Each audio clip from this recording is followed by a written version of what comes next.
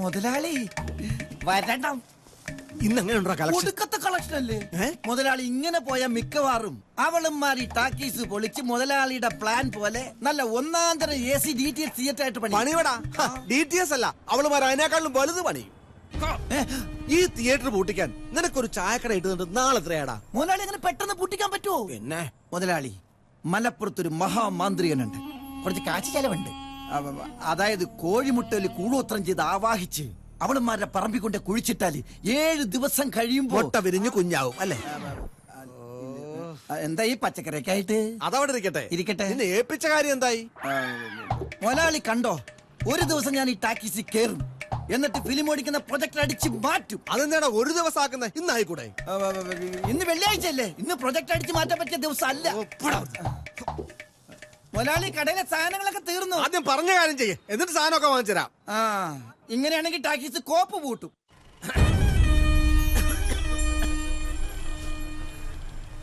മക്കളെ എന്തിയാ ചേച്ചിമാര്? ഗംഗമോളെ, വിമല മോളെ, പാപ്പച്ചാൻ വന്നു കേട്ടോ. എങ്ങനെയുണ്ട് പഠിത്തൊക്കെ? നന്നായിട്ട് പോകുന്നോ? ദേ, നമ്മുടെ തോട്ടത്തിൽ ഇന്നലെ കൊണ്ടുവന്ന നല്ല ഫ്രഷ് സാധനം. ഇന്ന് പുതിയ സിനിമയാണല്ലേ? എങ്ങനെയുണ്ട്? ആളൊക്കെ ഉണ്ടോ? ഓ, ആളിന്റെ കാര്യമൊന്നും പറയണ്ട അച്ചായ. ഒരു തിയേറ്റർ ഒക്കെ നടത്തിക്കൊണ്ട് പോവാൻ വലിയ കഷ്ടപ്പാടാ അച്ചായ. വളരെ ശരിയാ. ഇത്രയും പോന്ന് ഈ മക്കളെ വെച്ചോണ്ടോ ഒരു സിനിമ ടാക്കീസ് നടത്തിക്കൊണ്ട് വന്ന് വെച്ചാൽ നിസ്സാര കാര്യമൊന്നും അല്ല. വിമല മോളെ സമ്മതിക്കാം. അല്ല, കഴിഞ്ഞ ദിവസം ടാക്കീസ് വന്ന ആരൊക്കെയോ ബഹളം വെച്ചെന്നോ പോലീസ് വന്നെന്നൊക്കെ കേട്ടല്ലോ. അല്ല, ഞാൻ സ്ഥലത്തില്ലായിരുന്നു. ആരൊക്കെ അവര്? ആരാന്നുള്ളത് അയച്ചവർക്കല്ലേ അറിയത്തുള്ളൂ. ആരാണെന്നൊരു വാക്ക് മുളനോട് പറഞ്ഞാൽ മതി. അവരെ കൈകാര്യം ചെയ്യുന്ന കാര്യം ഞാനേറ്റു. ഞങ്ങളെ സഹായിക്കാൻ ആരുമില്ല പാപ്പച്ചായ. ചിലപ്പോ തോന്നി പണ്ടാരൊക്കെ ഇട്ടെറിഞ്ഞങ്ങ് പോവാന്ന്. സത്യം പറയാമല്ലോ മക്കളെ, എനിക്കും പറയാനുള്ളത് തന്നെയാ. നല്ല വില തരുന്ന ഒരു പാർട്ടിയെ ഈ അച്ചായം കൂടി തരാം. നമുക്ക് ഈ ടാക്കീസ് ഒക്കെ വിറ്റ് കിട്ടുന്ന കാശ് കൊണ്ട് നല്ലൊരു വീട് വെച്ച് സുഖമായിട്ട് കഴിയാം. കണ്ടോ മക്കളെ, പാപ്പച്ചായന്റെ സ്നേഹം കണ്ടോ? ഇക്കാലത്ത് ഇങ്ങനെ സ്നേഹിക്കുന്ന ഒരാളെ ഈ പഞ്ചായത്തിൽ കാണാൻ കിട്ടുവോ? എന്റെ കർത്താവേ, തൃപ്തിയായി, എനിക്ക് സമാധാനായി. ഞാൻ ഇറങ്ങട്ടെ. ഓ ശരി അച്ചായ. ഓ അച്ചായ, ഒരു മിനിറ്റ്, ഇതോടെ കൊണ്ടുവയ്ക്കോ. ഇത് ഇവിടെ അഴുകിപ്പോ. കൈ കൊണ്ടൊന്ന് കൊടുക്കച്ചായ. അതല്ല കറി വെച്ച് തരത്തില്ലയോ? ഫ്രഷ് അല്ലയോ? അതെ അതെ. ചേച്ചിക്ക് 2 വർത്താനം പറഞ്ഞൂടായിരുന്നു. അയാൾക്ക് നാണമില്ലടി. അയാളോട് എന്താ പറയാനാ? ഈ പാപ്പയ്ക്കൻ മയിലാളി.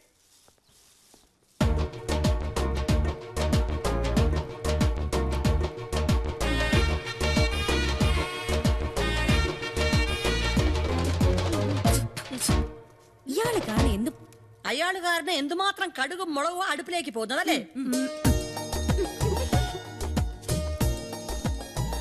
കണ്ടോ, മുളകിന്റെ മണവും വന്നില്ല, കടുകും പൊട്ടിയിട്ടില്ല. ആ ദുഷ്ടൻ ചിരിച്ചോണ്ട് വന്ന് നല്ല പ്രാക്കും രാഗിട്ടാ പോയിരിക്കുന്നത്. നമ്മള് 4 പേരും 4 വഴിക്കും പിരിയണോന്നാ അവന്റെയൊക്കെ മനസ്സിലിരിപ്പ്. ആ പോപ്പച്ചൻ പണ്ടാരക്കാലിന്റെ കണ്ണ് കുത്തി പൊട്ടിപ്പോണേ എന്റെ ഭഗവതി. ഐഡാമോ? ആഹാ, പാപ്പച്ചായനോ? എടീ, എന്തിനാ നീ ഇങ്ങനെ ഓടി നടന്ന് പോസ്റ്റ് ഒട്ടിച്ച് കഷ്ടപ്പെടുന്നത്? എന്റെ അച്ചായ, എന്ത് ചെയ്യാനാ? ഈ പഞ്ചായത്ത് മുഴുവൻ എത്ര പോസ്റ്റ് ഒട്ടിച്ചാലും ഉടനെ കീറിക്കളയാൻ ഓരോരുത്തർമാര് ഉരുമിട്ട് ഇറങ്ങിയിരിക്കല്ലേ. അതുമല്ല, ആടുമാടുകളും തിന്നുന്നതായിരിക്കും. ആടിന് മൈദമാവ് വലിയ ഇഷ്ടമാ. കൊറേ നാളായി ഞാൻ മനസ്സിൽ കൊണ്ടു നടക്കുന്ന ആഗ്രഹമാണ്. എന്തോന്ന്? നീ ഇവിടുത്തെ പണിയൊക്കെ വിട്ട് എന്റെ കൂടെ പോരെ. നിനക്ക് ഞാൻ 1-ാം തരം ശമ്പളവും നല്ലോണം ചെലവിനും തരാം. അല്ല, എന്താ ജോലി? അതൊക്കെ നമുക്ക് പിന്നെ തീരുമാനിച്ചാ പോരെ. എന്ത് പറയുന്നു? അപ്പോ ഈ പോസ്റ്ററൊക്കെ ആരൊട്ടിക്കും? അവർക്ക് വേറെ പണിക്കാരെ കിട്ടും. അല്ല, അവളുമാരെ തന്നെ ഒട്ടിക്കട്ടെ. നമുക്കെന്നാ? നമ്മൾ രണ്ടാളും ഒരേ വെള്ളത്തിൽ മുങ്ങിക്കുളിച്ചവരല്ലേ? എന്നാ വൃത്തികേടാ ഈ പറയുന്ന അച്ചായ? ഞാൻ പറഞ്ഞത് മാമോസ വെള്ളത്തിൽ മുങ്ങി 2 സത്യക്രിസ്ത്യാനികളാന്നാ. അത് ശരി, എന്നാ ഞാൻ വരാം. പാപ്പച്ചായൻ ഒരു കാര്യം ചെയ്യാം. ഇവിടുത്തെ പോസ്റ്റർ ഒട്ടിക്കാനും പണികളൊക്കെ ചെയ്യാനും പാപ്പച്ചായന്റെ ഭാര്യ മകളെ ഇങ്ങോട്ട് വിട്. അത് തന്നെ എനിക്കും പറയാനുള്ളത്. കൂടുതൽ നമ്പറൊന്നും ഇങ്ങോട്ട് വേണ്ട. ഈ തിയേറ്റർ ഉള്ളത് കൊണ്ട് അച്ഛനില്ലാത്ത എന്റെ മോളെ ഞാൻ വളർത്തുന്നത്. വന്നിരിക്കുന്നു കൂടെ ചെല്ലൻ. എന്താ എന്ത് പറ്റി? ചേച്ചി, നമ്മുടെ കുഞ്ഞിനെ കാർ സീരിയസ് ആണെന്നാ കേട്ടത്. എത്ര സൂക്ഷിച്ച് റോഡേ കൂടി പോയാലും സംഭവിക്കേണ്ട സംഭവിക്കുമെന്ന് എനിക്കിപ്പോ ബോധ്യായി മോളെ. ലക്കും ലകാനും ഇല്ലാതെയല്ലേ ഓരോരുത്തന്മാര് വണ്ടി ഓടിക്കുന്നേ. അതെ അതെ ഓരോ ദിവസവും എന്തെല്ലാം അപകടങ്ങളാ പത്രത്തിൽ വായിക്കുന്നേ. ഭാഗ്യത്തിന് ഇത്രയല്ലേ പറ്റുള്ളൂ. അതെ. അമ്മാവ ആരെങ്കിലും ഒക്കെ ഉണ്ടോ സഹായത്തിന്? 5-6 മാസമെങ്കിലും ബെഡ് റെസ്റ്റ് ചെയ്യേണ്ടി വരും. അതിനാരെങ്കിലും വേണ്ടേ? ആയ കാലത്ത് നാട് ചുറ്റി നടന്നു, സമയത്ത് കല്യാണം കഴിക്കാനും പറ്റിയില്ല. പിന്നെ അകന്ന ബന്ധത്തിലൊരു പയ്യനുണ്ട്, അവന് ഫോൺ ചെയ്യാൻ വേണ്ടി അയടാൻ പോയിരിക്കുക. ഓ, എല്ലാവരുടെയും കാര്യത്തിന് ഓടി നടക്കുന്ന ആളാ ആശാൻ. പക്ഷെ ഞങ്ങള് പെണ്ണുങ്ങൾക്ക് എന്ത് ചെയ്യാൻ പറ്റും? ശരിയാ മോളെ, ഒന്ന് മൂത്രം ഒഴിക്കാൻ പോലും ആരെങ്കിലും സഹായം വേണം. ആ എന്താ മോളെ, അവനെ കിട്ടിയോ? ആ കിട്ടി. അമ്മാവൻ അല്പം കൂടുതലാണെന്നും 24 മണിക്കൂറും കൂടെ ഒരാള് വേണമെന്നും ഞാൻ അങ്ങ് തട്ടിവിട്ടു. അതേതായാലും നന്നായി. ആ ചെറുക്കം വല്ല കഥയെഴുത്തുകാരനും മറ്റോ ആണോ? ഈ ബോർഡും ബാനറും ഒക്കെ എഴുതുന്ന പണിയാ. എന്തായാലും വരാൻ നേറ്റല്ലോ, അത് കാര്യായി. എന്നാ ശരി, ഞാൻ അങ്ങോട്ട് ഇറങ്ങട്ടെ, വൈകിട്ട് വരാം. ശരി. ഓ, ആ ചാരായമുള്ള സമയമായിരുന്നെങ്കിൽ 2 എണ്ണം അടിച്ചിരുന്നെങ്കിൽ ശരീരത്തിന്റെ വേദനയും നീർക്കെട്ടിലും ഉടനെ തന്നെ പോയേനെ. അത് നിരോധിച്ചവരുടെ തലയിൽ. അയ്യോ എന്റെ പൊന്നമ്മാവാ, ആ മനുഷ്യൻ ഡൽഹിയിലെങ്കിലും സുഖമായിട്ട് ജീവിച്ചോട്ടെ. ആ എന്നാ അവിടെ ഇരിക്കട്ടെ. എന്നാ ഇത് കുടിക്കാൻ.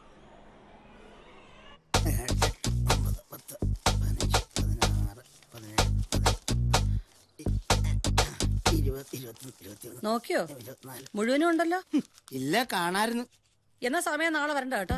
അത് ശരി, ശമ്പളം തന്നൂന്ന് കരുതി ചുമ്മാ അങ്ങോട്ട് പോകാനൊന്നും പറ്റില്ല. മിനിമം 6 മാസം മുമ്പെങ്കിലും രേഖാമൂലം നോട്ടീസ് തന്നറിയിക്കണം. അതാണ് ഇവിടത്തെ തൊഴിൽ നിയമം. അതറിയാവോ ഷിക്കാഗോയിൽ എന്താ നടന്നത്? എന്ത്? ഉസ്ബെക്കിസ്ഥാനിലും പാകിസ്ഥാനിലും എന്ത് കിടന്നു പെലെ അത് വ്യക്തമായിട്ട് പറഞ്ഞല്ലേ. ചുമ്മാ ഒരു ടാക്കീസും പണിത് കെട്ടി ചൂരെടുത്ത് മുറ്റം അടിച്ചുകൊണ്ടുവന്ന കാര്യമൊന്നും നടക്കില്ല. നിങ്ങൾ കാര്യം പറ. എല്ലാ കാര്യം എന്നോട് പറയണോടാ. പറയേണ്ട വരും. എടാ അമ്മയുടെ ശ്രാദ്ധമാടാ മണ്ട. ശ്രാദ്ധം? ചേച്ചി എന്താ ചേച്ചി സത്യം പറ. എടാ അമ്മയുടെ ഓർമ്മ ദിവസാടാ. അതായിരുന്നു. പേടിപ്പിച്ചു കളഞ്ഞല്ലേ ചേച്ചി. നാളെ സദ്യ ഉണ്ട്, നീ വരണം കേട്ടോ. സദ്യയൊക്കെ ഉണ്ട് ഇതിന്. അത് ശരി. അപ്പൊ ഇത് ആണ്ടിൽ നടത്തുന്ന എന്തിനാ? ദിവസവും നടത്താൻ മേലേ ശ്രാദ്ധം? അതെന്നാ അത്? എത്രയായി? 30 രൂപ. 30 രൂപയോ? അമ്മച്ചി പെട്രോളിനൊക്കെ വലിയ വിലയാ, ഇപ്പൊ ജീവിക്കട്ടെ. നിങ്ങൾ അങ്ങനെ എല്ലായിടത്തും പിടിച്ചു പറിച്ച് ജീവിക്കരുത്. ഞാൻ എപ്പോഴും 20 രൂപയാ കൊടുക്കുന്നത്. 20 രൂപ മതി മതി. അതൊക്കെ മതി. ആ ബാഗ് ഞാൻ എടുക്ക. ചേച്ചി അടുത്തത് 955 രൂപ. ഉണ്ണി, ആ വിളക്കില് കുറച്ചുകൂടെ എണ്ണ ഒഴിച്ചു കൊടുക്കണം, അത് അണയാതെ നോക്കണേ. കരിന്തിരി കത്തിക്കൂടാ. ചേച്ചി ഞാൻ പോയി നോക്കാം. അമ്മായി മോളെ ഞാൻ വന്നു. അയ്യോ, നല്ല ആളാ അമ്മായി. ഇപ്പഴെങ്കിലും വന്നല്ലോ. രാവിലെ അമ്മായിയും കുട്ടി ബലിയിടാൻ പോണോന്ന് വിചാരിച്ചതാ.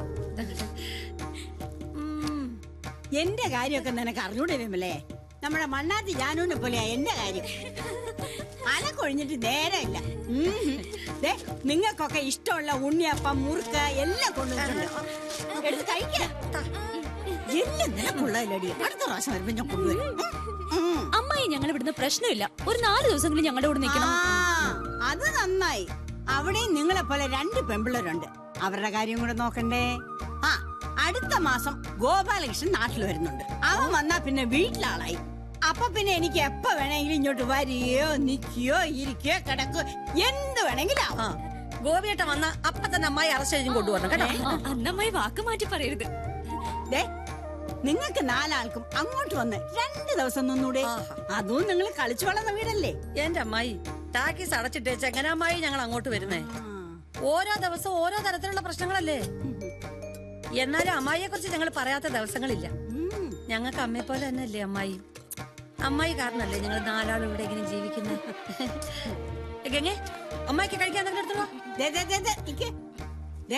ഇവളെ ഇങ്ങനെ നിർത്തിയാ മതിയോ?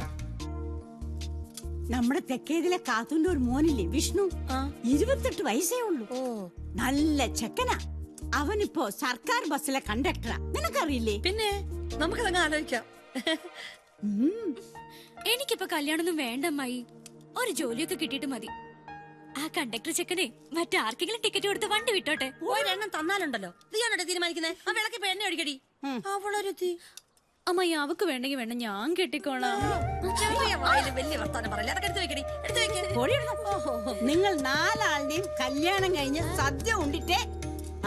ഇത് ഞാൻ പാർവതിക്ക് കൊടുത്ത വാക്കാ. ഇന്നലെയും ഞാൻ അവള് സ്വപ്നം കണ്ടു. നിന്റെ അമ്മയെ അവൾ ഉറക്കത്തിൽ വന്ന് എന്റെ അടുത്ത് വന്ന് പറയുക, എന്റെ വിമല മോളുടെ കാര്യത്തിലാ എനിക്ക് വേവലാതിന്ന്. എന്നിട്ട് എന്തെല്ലാമോ പറഞ്ഞു കരഞ്ഞു. അന്ന് ടാക്കീസ് എഴുതി വാങ്ങിക്കാൻ നിന്റെ അച്ഛൻ എന്തുമാത്രം പുകില ഉണ്ടാക്കിയത്. പാവം പാർവതി, അതിന്റെ പേരിൽ എന്തൊക്കെയാ അവള് സഹിച്ചത്. അന്ന് അത് എഴുതി കൊടുത്തിരുന്നെങ്കിൽ ഇപ്പൊ നിങ്ങളുടെ ഗതി എന്താവുമായിരുന്നു. മോൾ അമ്മയുടെ കർമ്മം ചെയ്തവളാ. എല്ലാ അർത്ഥത്തിലും തിരിച്ചറിവാവുന്ന പ്രായത്തിൽ തന്നെ എന്റെ മോള് സഹോദരങ്ങൾക്ക് അമ്മയായില്ലേ.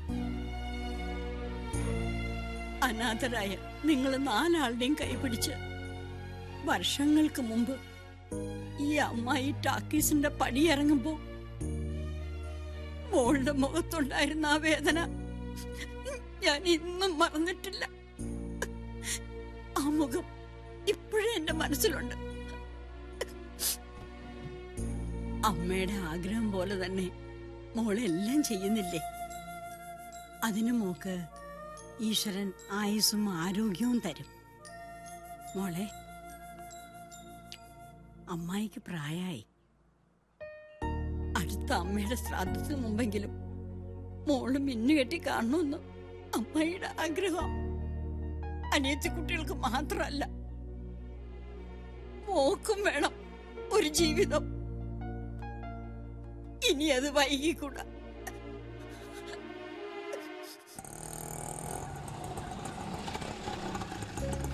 ഇവിടെ തന്നെ ആയിരിക്കും അമ്മാവൻ കിടക്കുന്നത്.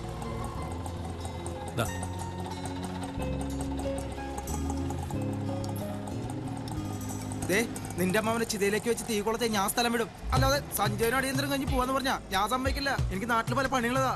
എടാ, അതിന് അമ്മാവൻ എന്തെങ്കിലും സംഭവിച്ചു അറിയാതെ. ഞാനെല്ലാം വളരെ അഡ്വാൻസ് ആയിട്ട് ചിന്തിക്കുന്ന ആളാ. വളരെ സീരിയസ് ആണെന്നല്ലേ പറഞ്ഞത്. അതുകൊണ്ട് എന്റെ അപ്പൻ സൈക്കിൾ തട്ടി ആശുപത്രി കിടന്നപ്പോ അദ്ദേഹം തട്ടിപ്പോയെന്ന് വിചാരിച്ച് അവിടെ ചെന്നപ്പോ സംഭവം ശരിയായില്ലേ. എടാ, നീ ആ കരുനാക്ക് വിളിച്ചൊന്നും പറയാതെ. വടിയായ അമ്മാവന് നേരിട്ട് കണ്ടാലേ അവൻ വിശ്വസിക്കും. അത് അമ്മാവനല്ലേ? ഏയ്, നിന്റെ അമ്മാവ് ഇപ്പൊ മോർച്ചറി കാണും. നോക്കാം. വിട്ടെ. അമ്മാവാ, മോൻ വന്നോ? എന്റെ പ്രവചനം ആദ്യമായിട്ട് തെറ്റി.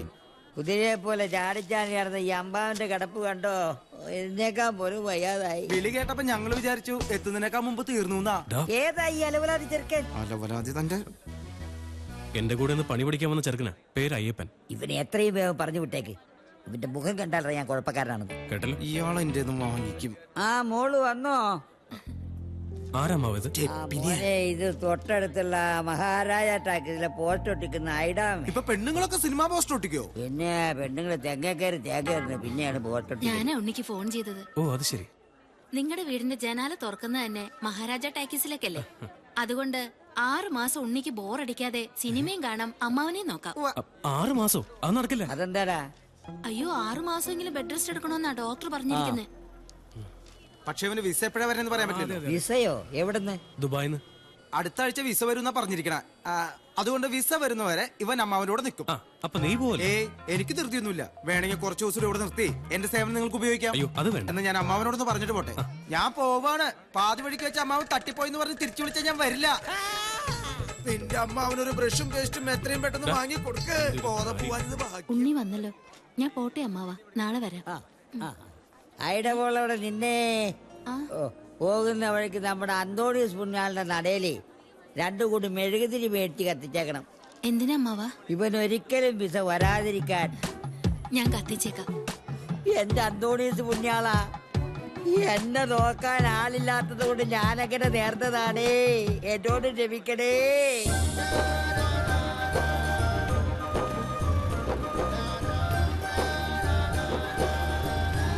Excuse me. എന്താ സാർ, ഒരു ലിഫ്റ്റ് തരൂ. കുറെ നേരം ഇവിടെ നിൽക്കാൻ തുടങ്ങിയിട്ട്. ആ ഓട്ടോ സ്റ്റാൻഡ് വരെ മതി. 1/2 മണിക്കൂർ കഴിഞ്ഞ് ബസ് വരുള്ളൂന്നാ. അല്ല, അവിടം വരെ നടക്കാവുന്ന ദൂരല്ലേ ഉള്ളൂ. Sir please. കേറിക്കോ. എന്താ പേര്? Rose John. ഓ,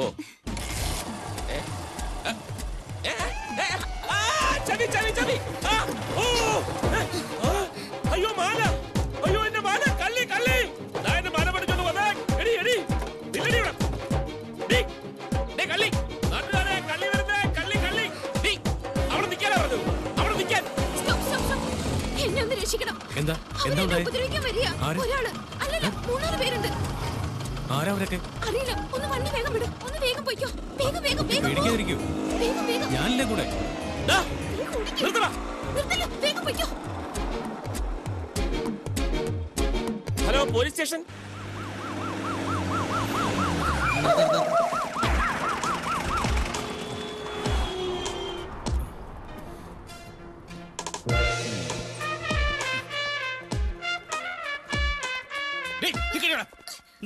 വണ്ടിയിലോട്ട് കയറ്റും. വണ്ടി സ്റ്റേഷനിലോട്ട് നോക്കി നിൽക്കാതെ പോയി ജീപ്പിൽ കേറാം. ഇങ്ങോട്ട് വാടാ. പിടിച്ചേ. ഇങ്ങോട്ട് മാറി നിൽക്കടി. വട്ടപ്പള്ളി റസിയ, നീ എന്ന് മുതലാടി റോസ് ജോൺ ആയത്? ഒരു ചെറുപ്പക്കാരിയാണ് സാറിന്റെ മാനം മോഷ്ടിച്ചെന്ന് പറഞ്ഞപ്പോഴേ എനിക്ക് മനസ്സിലായി അത് ഇവളായിരിക്കും. നീ ആരാടാ? ഇവളുടെ പാർട്ണറാ? അല്ല സർ, ഞാൻ നിരപരാധിയാണ് സർ. ആശുപത്രി കിടക്കുന്ന എന്റെ അമ്മാവനെ ഡിസ്ചാർജ് ചെയ്യിക്കാൻ വേണ്ടി വീട്ടിൽ നിന്ന് റേഷൻ കാർഡ് എടുത്ത് വരുന്ന വഴിക്ക് ഇവളെന്റെ വണ്ടി കയറിയതാണ് സർ. പറിച്ചെടുത്ത മാലയും തേടി. കർത്താവേ, നീ മാലയും കാലം വിഴുങ്ങിയോ? ഇല്ല സർ. ഓ, രക്ഷപ്പെട്ട്. വിഴുങ്ങിയിരുന്നെങ്കിൽ പഴക്കൊല്ലം മേടിച്ചെന്റെ കുടുംബം മുടിഞ്ഞാനെ. മാല എടുക്കടി. ആ, ബെസ്റ്റ് സ്ഥലം. നോക്കിയേ, ഇതന്നെയല്ലേ സാറിന്റെ മാല? ഒറിജിനൽ വില്ലെന്ന് ഡ്യൂപ്ലിക്കേറ്റ് ഉണ്ടാക്കുന്ന വർഗ്ഗങ്ങളാ. അതെ സാർ, ഇത് തന്നെ എന്റെ മാല. Thank you. ആയിക്കോട്ടെ. ഏതായാലും പഞ്ചായത്ത് സെക്രട്ടറി ആയിട്ട് സ്വന്തം നാട്ടിലേക്ക് സ്ഥലം മാറി വന്ന ദിവസം തന്നെ കിട്ടിയ സ്വീകരണം കൊള്ളാം അല്ലേ? അതുകൊണ്ട് ഞാനൊരു പാഠം പഠിച്ചു. ഇനി എന്റെ വണ്ടിക്ക് ആര് കൈ കാണിച്ചാലും ഞാൻ ലിഫ്റ്റ് കൊടുക്കുന്ന പ്രശ്നമേ ഇല്ല. പ്രത്യേകിച്ചും ഈ ജീൻസ് ഇട്ട പെണ്ണുങ്ങൾ. സാറിന് ഞാൻ പാരിതോഷികങ്ങളൊന്നും ഞാനങ്ങനെ സ്വീകരിക്കാറില്ല. പിന്നെ നിർബന്ധിച്ചാൽ ഒരു സാധനം വെച്ചാ കാണത്തില്ല. നോക്ക്, ഇത് വെച്ചോ. പഞ്ചായത്തിൽ എന്തെങ്കിലും ആവശ്യം ഉണ്ടെങ്കിൽ എന്നെ വിളിക്കണം, മറക്കരുത്. ഓ, വലിയ ഉപകാരം. ഇറങ്ങി പോടാ. Thank you sir. സാർ, എന്ന് ഞാനും ഓ, പൊയ്ക്കോളൂ. സമയം കിട്ടുമ്പോഴൊക്കെ പറഞ്ഞം കേട്ടോ. കേറി നിൽക്കണേ. ഇങ്ങോട്ട് മാറി നിൽക്കടി. എന്തെങ്കിലും തടയെന്ന് വിചാരിച്ചു, അതും തടഞ്ഞില്ല. ഒരു മാതൃകാ പോലീസ് സ്റ്റേഷൻ.